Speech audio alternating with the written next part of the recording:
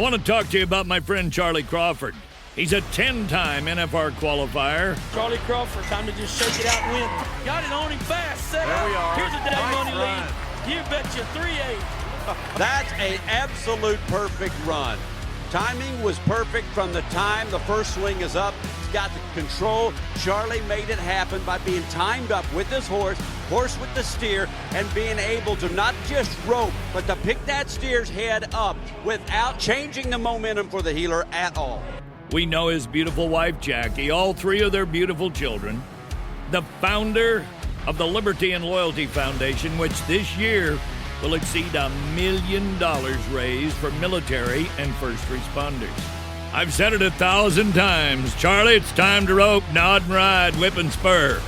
I want to welcome you to the Charlie Crawford Podcast. Let's ride. When we blanket our horses. So it's getting to be that time of year here in Texas. Now, everyone up north, you're probably already there. But it's starting to cool off a little bit. We're getting close to when it's going to start getting close to blanket time. So it's about that time we start getting the blankets washed up and dust all the dirt off, get the spiders out of them to start getting ready for blanketing our horses. We do our blanketing here a little bit different to where it kind of fits the weather. And so the horses that we're competing on, when it gets below 50 at night, those are the ones we'll blanket.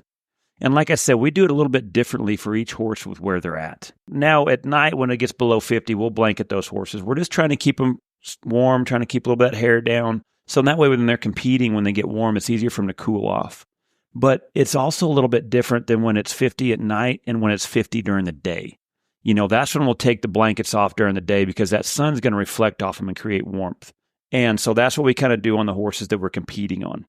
Now, when it gets cool out or things like that, maybe it's in the 50s, maybe there's a little breeze, whatever. You know, there's some things you can do. You put some sheets on them. You know, there's some sleazies that you can put on to where it kind of keeps the hair down, you know, if it's cool out and things like that, or if you're hauling them and it's chilly, things like that to keep them warm, but just trying to keep them from getting hot. So the horses that we're not competing on, so say like the horses that I'm just riding and getting them ready for next year, when it gets below 40, that's when I'll start putting blankets on them. Mainly for when it starts getting close to freezing, because I want enough hair on them to where when it does get cold, that they can kind of still withstand the cold. But also I don't need a lot of that hair off of them because I'm not really competing on them as much. So I want to make sure that when it gets cold that they can still stay warm, but I'm also protecting them a little bit and giving them some warmth when it gets pretty chilly. Now the colts that we're not riding, you know, say some of our younger horses, we're not riding them.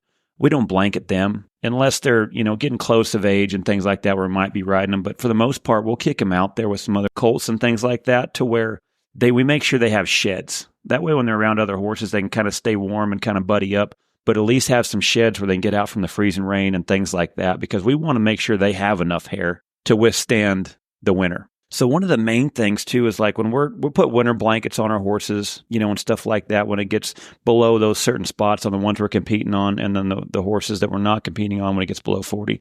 But here's the big kicker, because especially here in like Texas, really pay attention to the weather. You know, I always tell a lot of the young kids is remember, these horses rely on you to survive. So pay attention to the weather, especially here in Texas. Like I say, it's bipolar here. You know, it'll go from 90 to 30, you know, within a few hours.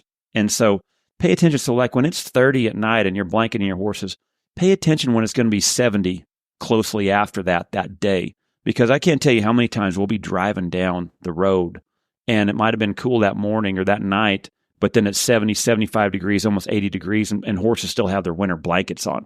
Horses are not designed to be that hot with blankets. Like to me, that's torture. I mean, in a sense, you know, I mean, that's that they're not wired for that. I think they're better off being a little cold than they are being too hot and lathering up underneath those blankets. So really pay attention to the weather this time of year, because like I said, it doesn't take long around here in Texas for that weather to bump up and down, and you don't want them to get too hot. But those are just ways right there to where we kind of regulate our horses through the winter. So thank you guys. Have a great fall.